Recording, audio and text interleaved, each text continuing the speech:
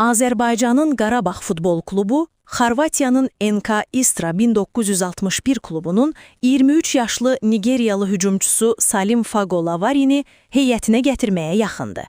Sportinfo.az və Sportske Novosti nəşrinə istinadən xəbər verilir ki, transferin yaxın günlərdə tamamlanması gözlənilir və bu, Qarabağ üçün klub tarixində ən bahalı transferlərdən biri olacaq.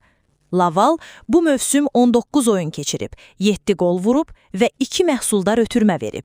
Nigeriyalı futbolçu 2 il yarım əvvəl Istraya qoşulub və ötən ilin sonunda milli komandada debüt edərək Afrika Millətlər Kubokunda iştirak edib. Onun sürətli, hücum yönümlü və döyüşkən oyun tərzi Xorvatiya çempionatında diqqət çəkib və Avropanın bir sıra klublarının marağına səbəb olub. Transferin dəyərinin 2 milyon avrodan çox olacağı gözlənilir.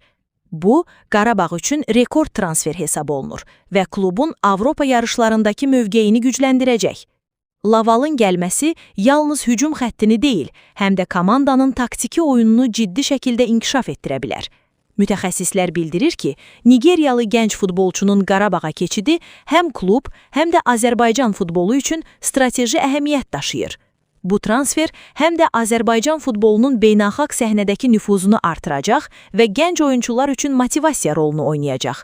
Beləliklə, Qarabağ Avropa səhnəsində daha güclü olmaq üçün böyük addım atır və Azərbaycan futbolunun gələcəyi üçün strateji transfer reallaşır.